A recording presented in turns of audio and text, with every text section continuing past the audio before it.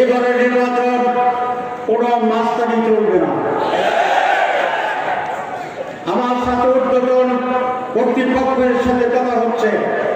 14 গ্রামবাসী, উজিরপুরের বাসী শুরু করে 14টি ইউনিয়নের জনগণ আমার প্রতি যে ভালোবাসা, সমর্থন, সাহস জুগিয়েছেন, এই জন্য 14 গ্রামবাসীর প্রতি আমি কৃতজ্ঞ। আমরা এটা পরিষ্কার বুঝতে পেরেছি, 12 ফেব্রুয়ারির যে নির্বাচন, সেটি সাধারণ কোনো নির্বাচন নয়। এই নির্বাচনে বাংলাদেশের মানুষের ভাগ্য পরিবর্তনের নির্বাচন। এই নির্বাচন নতুন বাংলাদেশ গড়ার নির্বাচন। এই নির্বাচন দুর্নীতি নির্মূলের নির্বাচন। সুতরাং এই নির্বাচনে শুধু একজন এমপি কে হবে সেটাই সিদ্ধান্ত হবে না, বাংলাদেশ টিকবে কি টিকবে না সেই সিদ্ধান্ত হবে 12 ফেব্রুয়ারি নির্বাচন। এই জন্যে আমি আবেদন জানাবো, আসুন আমরা দলের মার্কার ইস্যু হচ্ছে তাদেরকে নির্বাচিত করলে এই 14 গ্রামের মানুষের ভাগ্যের পরিবর্তন হবে। 14 গ্রামের মৌলিক যে সমস্যা আছে সেই সমস্যার সমাধান করতে পারবে। আল্লাহর মেহেরবানিতে আজকে আমার রাজনৈতিক অবস্থান আপনাদের দোয়ায় হয়েছে। এইবার যদি আমি ইনশাআল্লাহ নির্বাচিত হয়ে আপনাদের ভোটে, তাহলে ঐতিহাসিক পরিবর্তনের জন্য ভূমিকা রাখার সুযোগ হবে। আপনারা উজিরপুরবাসী কয়েকটি দাবির কথা লিখিতভাবে দিয়েছেন। পাবলিক টয়লেটের সংকট আছে, আন্ডারপাস স্থাপনের জন্য উদ্যোগ নেওয়ার প্রয়োজন, ময়লা নিষ্কাশনের পর্যাপ্ত ব্যবস্থা নেই, bus station, auto station, CNG station যথাযথ জায়গায় স্থানে অবস্থান করছে না, যানজট তৈরি হয়, বাজারের নিরাপত্তা ব্যবস্থার অভাব এবং একটি ফুটওভার ব্রিজ স্থাপন প্রয়োজন। আমি যদি নির্বাচিত হই, শুধু এই সকল দাবি নয়, তার চেয়েও আরো আধুনিক এবং উন্নত উজিরপুর মিয়া বাজার তৈরি করা সম্ভব হবে ইনশাআল্লাহ। আরেকটি কথা বলবো, এবারে নির্বাচন কোন মাস্তানি চলবে না। আমার সাথে উদ্বোধন কর্তৃপক্ষের সাথে কথা হচ্ছে। তারা বলেছেন প্রত্যেকটা কেন্দ্রে পর্যাপ্ত পুলিশ, র্যাব, আর্মি, বিডিআর নিয়োগ করা হবে।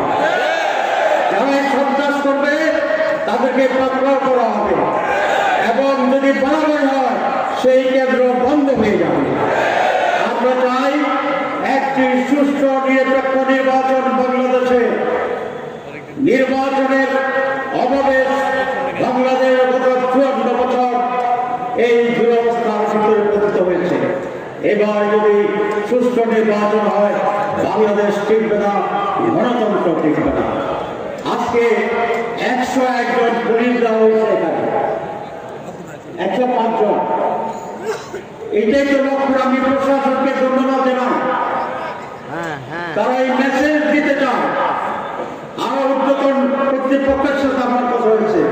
আপনারা জানেন, আপনাদের এই সরকার চাইলে চিফ অ্যাডভাইজারের সাথে ফোনে কথা বলতে পারে, আপনাদের এই সরকার আর্মি চিফের সাথে কথা বলতে পারে, রাষ্ট্রের সিএসসির সাথে কথা বলতে পারে ইনশাআল্লাহ। সুতরাং সকলে আমাকে আশ্বস্ত করেছে যে 14 গ্রাম নয়, শুধু সারা বাংলাদেশে সুষ্ঠু নির্বাচন হবে।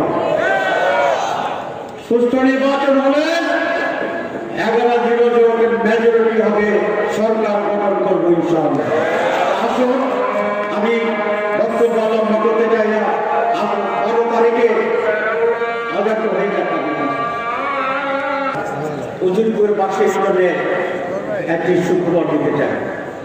আমি মাঝখানে পরামর্শনে ডাকছিলাম, এখানকার মহিলা বলেছিল যে এখান থেকে মিয়া বাজার থেকে কাঠালিয়ার যে রাস্তাটি আছে সেটা খুবই খারাপ অবস্থা।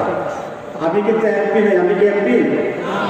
আমি তো মন্ত্রী নই এখন, কিন্তু আল্লাহ মেহরবানিতে যে যতটুকু রাজনৈতিক পরিচয় ছিল তার ভিত্তিতে সরকারকে বলে 180 কোটি টাকা ডেভেলপমেন্ট প্রজেক্ট ইতিমধ্যেই 1 কোটি পাস করা হয়েছে এবং সেই প্রজেক্টের আওতায় মিয়া বাজার কাঠালিয়া রাস্তাটিকে দেওয়া হয়েছে।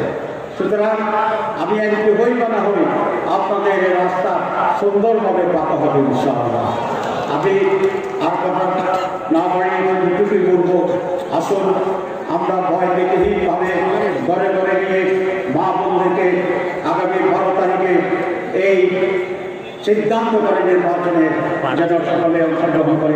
ভোরবেলায় ফজরের পরে আপনার দলে দলে এসে কেন্দ্রে ভোট দেওয়ার জন্য লাইন দেবেন এবং ভোট দিয়ে আপনারা কেন্দ্রে অবস্থান করবেন, যাতে 14 গ্রামে একটি উৎসব মুখর নির্বাচন হয়, যেটা প্রধান উপদেষ্টা বারবারই বলেছেন আমাদেরকে। আমরা চাই বাংলাদেশে এবার একটি উৎসব মুখর নির্বাচন করবে, তার মাইল ফলক হবে 14 গ্রাম উজিরপুর মিয়াবাজার।